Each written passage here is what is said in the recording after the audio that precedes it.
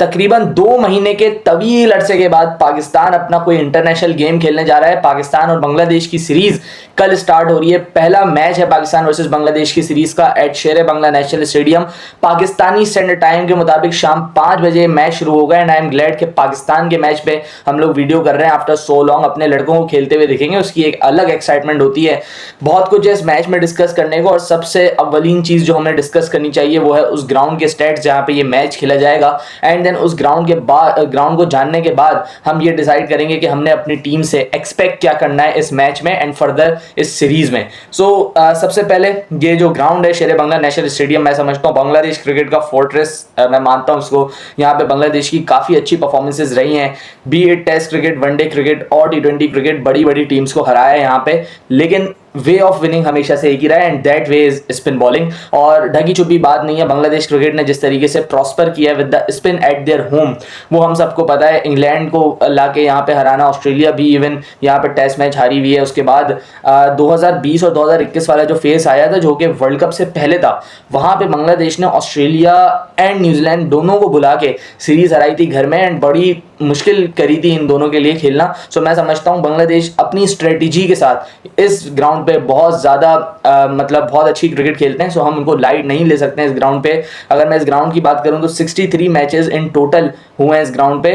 32 वो टीम जीती है जिसने बैटिंग सेकंड की है एंड 31 वो टीम जीती है जिसने बैटिंग फर्स्ट की है, विच मीन्स बहुत बहुत क्लोज रेशियो है। अगर मैं बात करूं इन टर्म्स ऑफ परसेंटेज तो 51% जो मैचेस हैं वो जीती है बैटिंग सेकंड वाली टीम और 48 जो परसेंट है वो जीती है बैटिंग फर्स्ट वाली टीम। सो यहाँ पे आप ये समझ ले कि यूं करके मुकाबला रहता है, टॉस पे काफ़ी सारी चीज़ें डिपेंडेंट नहीं है यहाँ पे। So that is a good sign कि भले हम टॉस हारें या भले जीतें, एक अच्छा मुकाबला हमें देखने को मिल सकता है। लेकिन इन दी रीसेंट पास्ट अगर हम हिस्ट्री उठाएं इस ग्राउंड की, सो हमें ये पता चलता है कि बॉलिंग फर्स्ट बहुत ज़्यादा प्रेफर किया है टीम्स ने। स्पेशली 2021 से अगर आप स्टैट्स उठाएंगे तो आपको पता चलेगा वो टीम मैचेस ज़्यादा जीती है जिसने बॉलिंग फर्स्ट किए यहाँ पे। And in BPL as well, BPL का भी स्टैट्स देखना वो भी बहुत ज़्यादा ज़रूरी होते हैं। सो अगर मैं रिसेंट पास की बात करूं सो यहाँ पे बॉलिंग फर्स्ट एक अच्छा ऑप्शन रहता है with the factor of due, क्योंकि आपको पता है बांग्लादेश में ड्यू का फैक्टर होता है एंड सेकंड बॉलिंग वाली टीम को हमेशा से ड्यू बहुत ज़्यादा तंग करती है एंड चेजिंग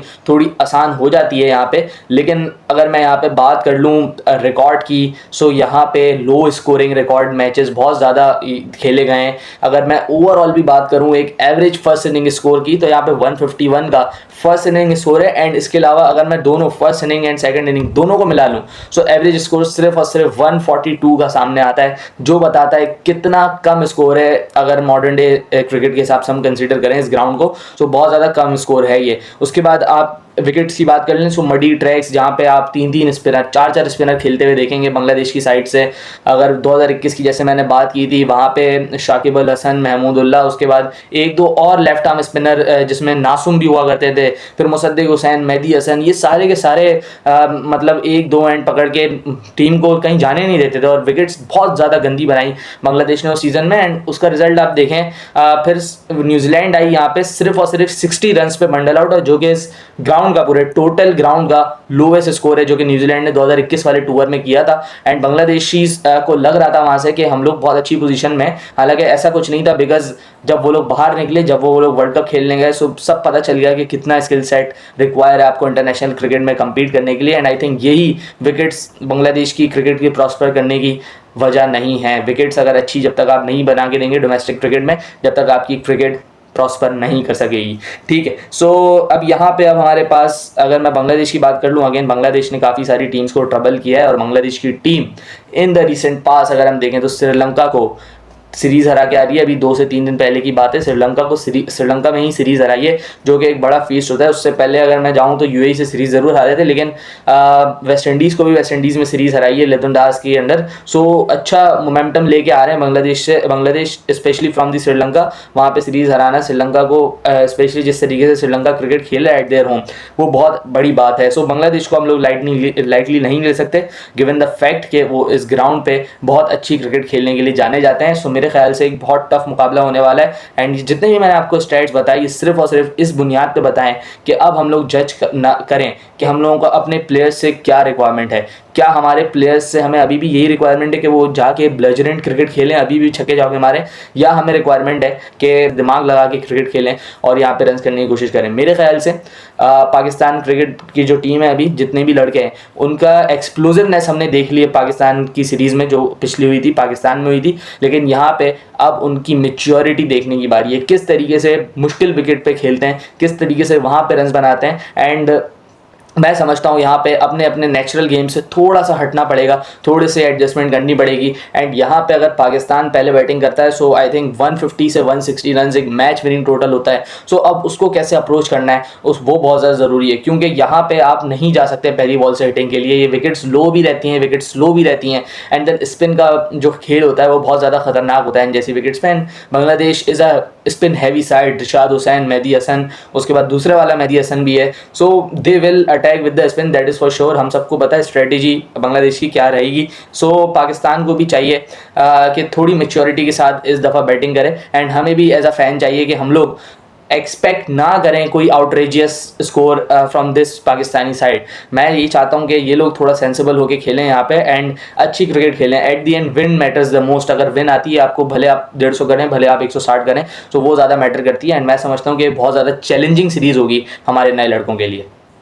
उसके बाद एक नज़र अगर हम पाकिस्तानी स्क्वाड पे भी वापस डाल लें तो सलमान अली आगा कैप्टन होंगे, अबरार अहमद, अहमद दानियाल, उसके बाद फ़हीम अशरफ, फ़खर जमान, हसन नवाज़, हुसैन तलत, खुशदिल शाह, अब्बास आफरीदी, हारिस, नवाज़, फ़रहान, साइम अयूब, सलमान मिर्ज़ा एंड सुफियान मुकीम। सो इस स्क्वाड में पहले भी हम लोग डिस्कस कर चुके हैं। अगर हम लोग बांग्लादेश की कंडीशंस के हिसाब से बात करें, सो मुनासिब स्क्वाड है। इसमें मैं समझता हूँ कि प्लेइंग 11 में आपको 110% सुफियान मुकीम के साथ भी जाना पड़ेगा, एंड विद हिम आपको मोहम्मद नवाज़ के साथ भी जाना पड़ेगा, जिसको आप ड्रैगन करके ले गए हैं in place of Shadab Khan. इसके अलावा अगर मैं बॉलिंग ऑप्शंस की बात करूं तो साइम अयूब भी होंगे, सलमान अली आगा खुद भी बॉलिंग कर लेते हैं। सो एक अच्छी साइड आपकी दिख रही है यहाँ पे अगर मैं स्पिन की रिस्पेक्ट से बात करूं। उसके बाद मैं कल समझ रहा हूँ कि डेब्यू हो जाएगा सलमान मिर्ज़ा का, जो कि लाहौर कलंदर की एक और प्रोडक्ट पाकिस्तानी टीम तक पहुँची है। एंड अच्छा बॉलर है सलमान मिर्ज़ा, आई थिंक थोड़ी ग्रूमिंग की ज़रूरत है। एंड माइक हेसन इसके बारे में बड़े हाई रिगार्ड्स रखते हैं, प्रेस कॉन्फ्रेंसेस में भी बड़े अच्छे वर्ड्स से इसके लिए बात की है माइक हेसन ने। सो मैं यही समझता हूँ कि सलमान मिर्ज़ा का कल डेब्यू होने वाला है for Pakistan. So wish him very best of luck. मैं यही चाहता हूँ कि सलमान हो या कोई भी लड़का हो जो पाकिस्तान के लिए डेब्यू करे, वो पाकिस्तान के लिए अच्छी परफॉर्मेंसेज दें और अपनी जगह हमवार करें इनटू दिस टीम। बिकॉज इसी टीम ने जाना है 24 को यहाँ से Florida to play 3 T20 Is against West Indies. और आप ये आलम देखें वेस्ट इंडीज़ और पाकिस्तान के क्रिकेट बोर्ड का कि अगले हफ्ते Pakistan have to travel to West Indies, लेकिन अभी तक ये डिसाइड नहीं है कि आपने ओडीआई खेलना है या 6 T20 खेलना है। सो ये दोनों नाकारी है दोनों क्रिकेट बोर्ड्स की, जो अभी तक ये लोग कंक्लूजन पे नहीं पहुँचे। बैक टू द टॉपिक कि सलमान मिर्ज़ा डेब्यू कर सकते हैं कल, और जो पाकिस्तान की टीम फ्लोरिडा जाएगी उसमें आपको मैं बता सकता हूँ कि हसन अली की वापसी होगी, मोस्ट प्रॉबेबली शाहीन अफरीदी की वापसी हो जाएगी, क्योंकि सलमान मिर्ज़ा के लिए इंपॉर्टेंट है कि इतनी इम्पैक्टफुल परफॉर्मेंस दे कि उसको पाकिस्तान ले जाने पे मजबूर हो वेस्ट इंडीज़। सो ये अपॉर्चुनिटी है सलमान के लिए यहाँ पे।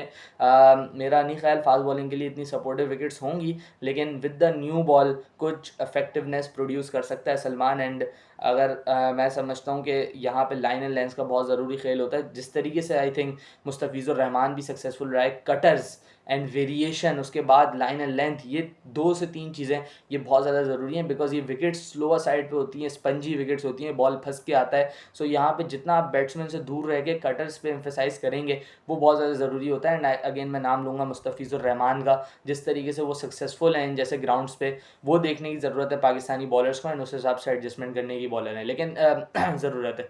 लेकिन अगर अपने बॉलिंग यूनिट को देखूं, सुफियान मुकीम एक अच्छा स्पिनर, मोहम्मद नवाज़ ठीक ठाक स्पिनर है, सलमान अली आगा, साइम अयूब। सो एक ऐसी साइड ज़रूर है हमारे पास जो कि अच्छी परफॉर्मेंस दे सकती है इन जैसे ग्राउंड्स पे। एंड मैं समझता हूँ सलमान अली आगा के लिए बहुत बड़ा चैलेंज होगी ये सीरीज़, क्योंकि अगेन मैं यही कहूँगा कि बांग्लादेश को हमें इस सीरीज़ में लाइट नहीं लेना है, बिल्कुल भी लाइट नहीं लेना है। एंड ये जो सीरीज़ है मेरे ख्याल से ये आपकी टीम का एक शेप बना देगी अगर पाकिस्तान यहाँ पे अच्छी परफॉर्मेंस देने में कामयाब होता है, या पाकिस्तान यहाँ पे जीतने में कामयाब होता है इंशाल्लाह। सो आप देखेंगे जो कॉन्फिडेंस इस टीम में आ जाएगा, देन वो कॉन्फिडेंस फिर ये लेके जाएंगे फ्लोरिडा, एंड देन उसके बाद ये फिर लेके आएंगे अफगानिस्तान के टूर पे, उसके बाद आपके पास multinational tournament Asia cup है। स्टेक्स बहुत ज़्यादा हाई हैं पाकिस्तान के लिए, जो जो हुआ है इस साल के दौरान Pakistan needs to perform well, and मैं समझता हूँ ये सीरीज़ बहुत ज़्यादा इंपॉर्टेंट है पाकिस्तान के लिए, क्योंकि यहाँ पे पूरी दुनिया से ही अलग कंडीशंस आपको मिलेंगी। यहाँ पे जितनी मुश्किल कंडीशंस है बैटिंग के लिए, अगर यहाँ पे कोई लड़का सेंसिबली बैटिंग करके 50-60 रन करता है, सो उसके लिए एक बहुत बड़ा प्लस पॉइंट है उसकी सीवी में कि आपने मुश्किल विकेट पे 50 किया। आसान विकेट पे तो देखें 50 करना बड़ी बात नहीं है, लेकिन यहाँ जैसी कंडीशंस पे जहाँ पे बैट्समैन के लिए बहुत ज़्यादा मुश्किल होता है, यहाँ पे अगर आप टीम को मैचेस जितवाएंगे सो आपका कॉन्फिडेंस भी आ जाएगा, टीम को आपके ऊपर भरोसा भी आएगा। एंड मैं यही समझता हूँ कि यहाँ पे पाकिस्तान को स्पेशली सलमान अली आगा का रोल बहुत ज़्यादा इंपॉर्टेंट बन जाएगा, एज अ कैप्टन भी और as a an anchor player भी। और उनकी लंबी बारी लेना पाकिस्तान के लिए बहुत ज़्यादा मुफीद साबित होगी। एंड उम्मीद यही करेंगे कि कल के दिन एक अच्छा मैच देखने को मिले, and I am really excited. मैं उम्मीद करूंगा कि अच्छी टीम लीड हो एंड पाकिस्तान ये मैच ज़रूर जीते। उसके बाद मिलते हैं कल के मैच के बाद, और कल Pakistan legends versus Indian legends भी है, उस पर भी काफ़ी सारी कंट्रोवर्सीज चल रही हैं। खैर वो एक सेपरेट टॉपिक है। मैं इंडिया की करेजियसनेस या इंडियन प्लेयर्स की देशभक्ति को तभी मानूंगा जब वो वर्ल्ड कप से पाकिस्तान का बॉयकॉट करेंगे। वहाँ दम नहीं है इनमें ये करने का, ये छोटी मोटी लीग्स में करके आई डोंट नो अपने आप को क्या समझ लेंगे ये लोग। खैर उस पर ज़्यादा बात करने के लिए है नहीं। कंट्रोवर्सीज़ बनाना, कंट्रोवर्सीज़ क्रिएट करना, ये इंडिया की शुरू से आदत है। एंड अभी शाहिद अफरीदी को बोलना है शाहिद अफरीदी ग्राउंड में नहीं आएगा या शाहिद अफरीदी खेलेगा नहीं मैच, तब जाके हम खेलेंगे। सो आपके जितने भी प्लेयर आए हुए ना ये लेजेंड, शाहिद अफरीदी शायद उन सबसे बड़ा प्लेयर है। शाहिद अफरीदी ने इतना किया हुआ और इतना इंडिया की धुर लगाई हुई है इंडिया जा जाके। सो एक अलग से टॉपिक है ये। एंड इंडिया से कुछ अच्छा एक्सपेक्ट नहीं कर सकते। थोड़े से इंडियंस के अलावा हम किसी और को नहीं रख सकते उसमें, क्योंकि लॉयल्टी देशभक्ति प्रूफ करनी है। वहाँ पे खेलने आ गए, पैसे को मना तो नहीं कर सकते थे, सो अब थोड़ी सी ड्रामेबाजी भी करनी पड़ेगी अपने देश को, अपने लोगों को मनाने के लिए। सो मिलते हैं किसी और वीडियो में, अपना ख्याल रखिएगा, अल्लाह हाफ़िज़।